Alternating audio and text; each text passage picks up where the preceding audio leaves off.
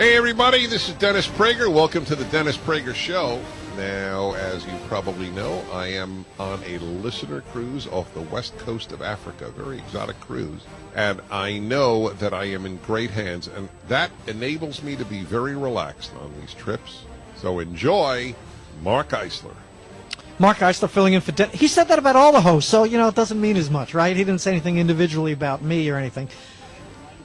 Yeah, and Sean said he had to remind Dennis what my name was. So that's a good start to the hour, and I have some special guests. I want to talk about CPAC with people who were there and the conservative movement in general. We're going to talk to them about it.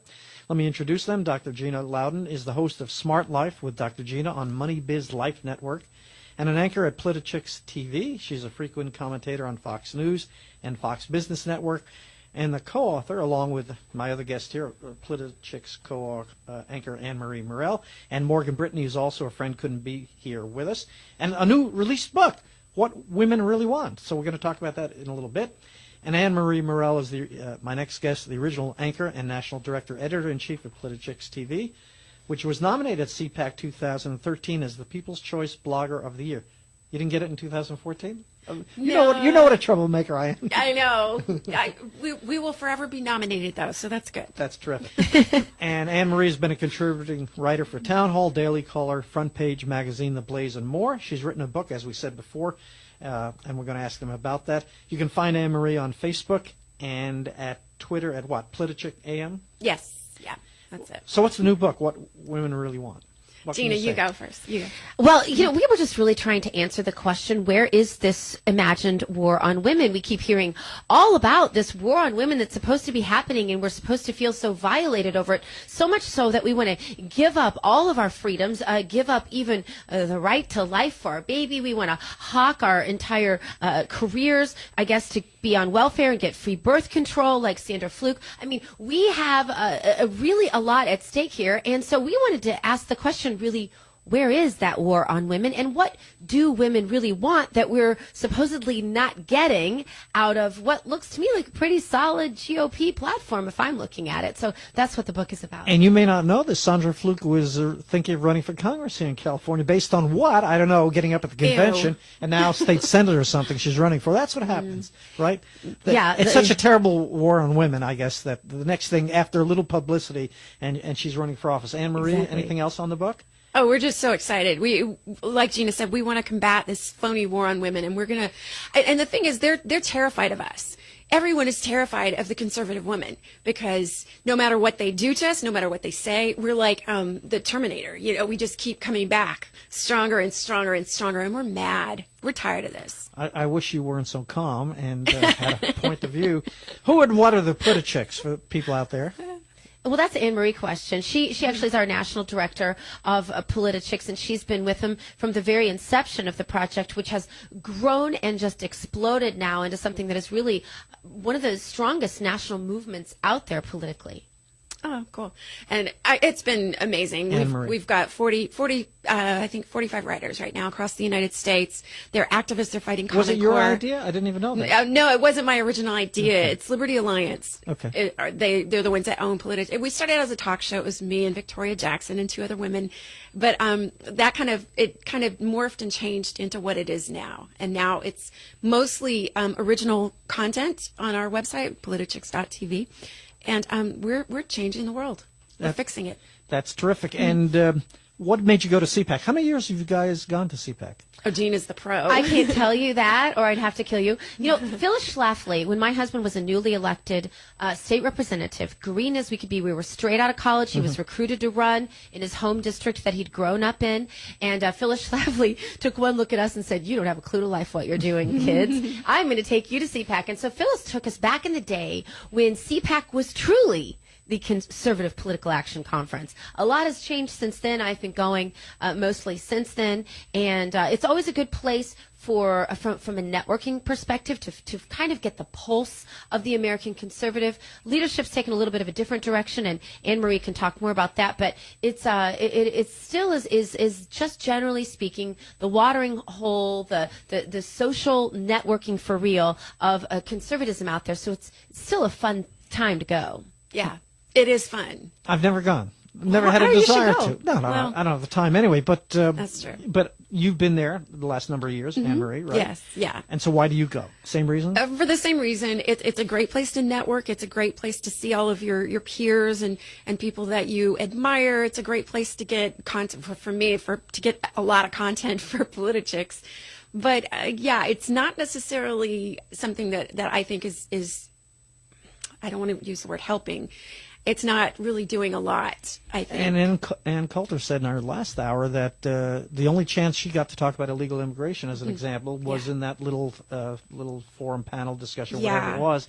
So it's changed. The leadership is very careful about what they do, right? Oh yeah, there's nothing about Islam. They will not speak about the threat of Islam. Last year, why is that? I don't know. It's a mystery. We have our theories, and they're. Wait a second, is President Obama in on the CPAC? I don't know. Because he doesn't either, right? Exactly. It's workplace violence, right?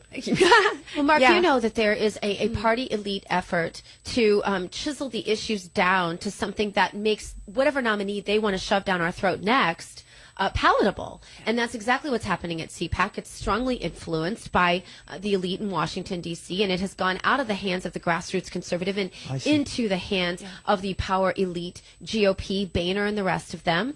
And it's like anything else. You know, they know power, they know money, they know how to use power and money, and we shouldn't be surprised that CPAC is not an exception to that when they've invaded basically every other grassroots organization in the country. No, you put it well. It makes more sense. And I mentioned not to belabor the illegal immigration things. Otherwise, you couldn't have someone like Paul Ryan saying out of the shadows that he doesn't live in California, he has no clue, or Rubio taking the language of the left and saying undocumented immigrants. I mean, they don't live the real world like the rest of us, right? So it's, again, the elite in Washington. It makes now I'm definitely not going to CPAC after what Gina just said. Another thing that I thought was really interesting is that they had Ted Cruz on at 9:00 in the morning. It was like one of the very first. They people. purposely They put him at the very beginning. It's kind of like at the Oscars. You know, the first movies at the beginning of the year, they're forgotten by the end of the year and don't get nominated. I thought you were going to say like the documentaries that no one quite watches, right? They Well, put that's 'em- yes. But also, but I mean, they made a big deal about Chris Christie. They were really pushing it, saying, he's won back the love and support of people. They were pushing. You could tell who they were pushing. And I would not be surprised at all if Jeb Bush is there next year. Wouldn't be surprised. Pushing him next year. Pushing him. My least favorite for people they 2016. keep mentioning. But for the conservatives out there who are listening to your show today, Mark, I want to make sure that they understand Dennis's. Or it'll be my last time. It'll be my last time for Dennis. The way today's and Sean's agreeing. Dennis's very well fostered show today. You're doing a great job as a foster parent here today. I appreciate it. But keeping us in order at least. But I do barely. want to say Jeb Bush was nowhere this year at CPAC. I want to make sure your listeners understand this. He was AWOL. I didn't see him. Anne-Marie didn't see him. His name was on no list. Everyone talked about him, but he was not there physically. If you show up at the last minute because you want a nomination, to me that's called opportunism. I've had enough of that from the elitist GOP. Yeah, we're over that. Well, you don't know because you're out in San Diego. You don't hear my show necessarily, but I keep saying no more Bushes, no more Clintons. Let's make a deal.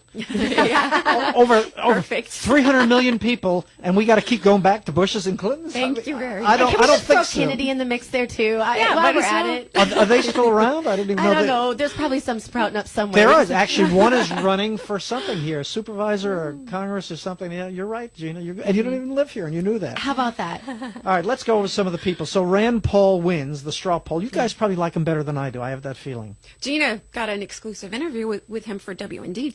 Yes, thank you. I was really excited about that. I wanted to get to know him because my listening audience I used to have the PM Drive show in Alabama, and my listening audience was crazy about this man. And I'm like, I have to understand what it is that you love about him, because these are my people that I love. You know how you love your audience. Sure. Love my audience, and I wanted to understand what they love. So I was really chomping at the bit for that exclusive interview, and finally got it thanks to Joseph Farah setting it up for me at WND. And I have to tell you, I was impressed. I really was impressed. I'm trying to look at him with an open mind. I straight up asked him the question because I'm not a shy girl. I straight up said, You're shocking me. I said, Rand Paul, are you just Ron Paul light? And he answered the question. People will have to watch the interview to find out what he said. But it was a very illuminating answer, I thought. And I find him a really interesting candidate, and I find him much more palatable than an established establishment elite candidate that is going to march to the beat of the elite drummer. I don't care about that anymore. What I love about Rand Paul and what I love about others, for example, Ted Cruz, Louis Gohmert, who's I don't even think running, but he should be, great Texan, we know they're good, is that they don't take their they don't take their marching orders from the elite. That matters to me a lot in this election. And to a lot of people, I'm not a huge Ted Cruz fan, or Rand Paul for that matter, but we all like someone who says what they're thinking and they mean it. Right. We're hungering for that instead of the establishment. Leadership. 1-8-Prager-776, let me know what you think. Mark Geisler filling in on the Dennis Prager Show. All right, and speaking of special guests, can we put her on at the same time? We have a special guest. We didn't ask. We'd love to have her on. Is that Sarah Palin there? Hi, this is Sarah, yes. Hi, Sarah. It's a pleasure to have you on. And I was going to ask them about your performance. You were just unbelievable. I watched you. And I give you an A++. My favorite part of CPAC. Whatever. Thank you so much. Hey, I just wanted to call in and thank the gals for working so extremely hard to combat this BS war on women stuff. Yay! And to explain to America that we are the party that are the true women liberators, because we are the ones fighting against this government control over all of us. And we care so much about every woman and every ounce of positive potential in every woman, so much so that we want to protect even our littlest sisters. They're the ones in the womb. We're the party with the plank and the platform, and you gals are the ones out there preaching it, and I love you, and I thank you.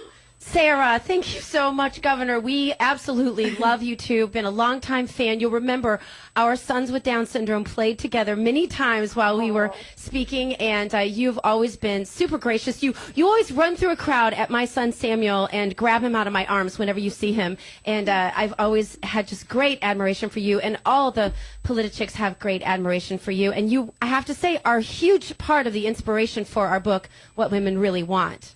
Oh, yeah. Thank you so much. I'm totally crying right now, Governor.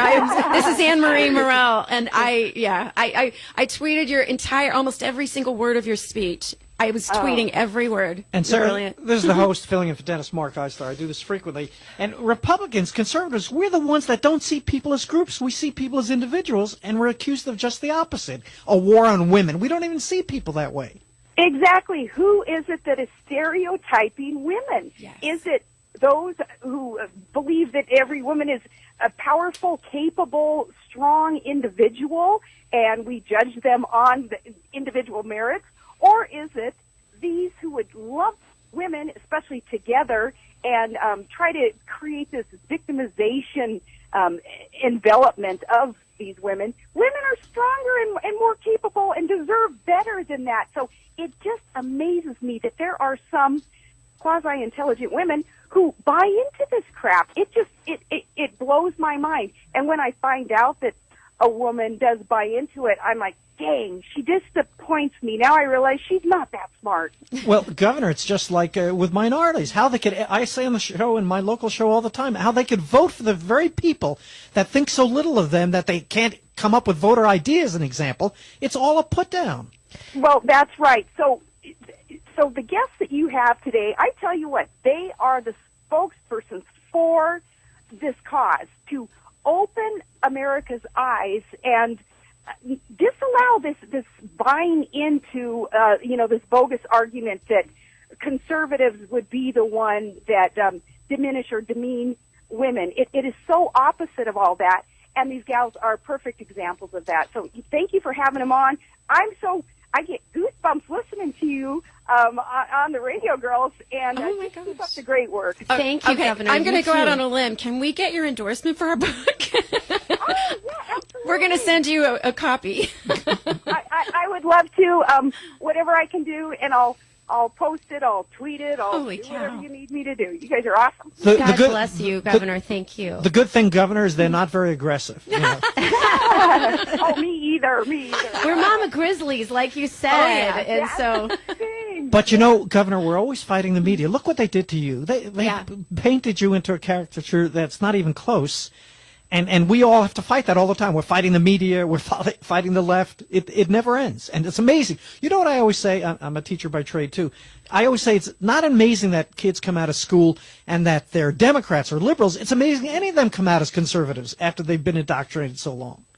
Yeah, well, they're taking the shots, and they continue to take the shots at all of us, but we're still standing, and I believe we are winning. I believe, especially this year, people's eyes are opening. It is a great awakening in America where people are realizing, oh, we've been fed a bunch of hooey, and we're not going to take it anymore. I mean, look at Obama's poll numbers. That's indicative of they got a problem. We're going to win.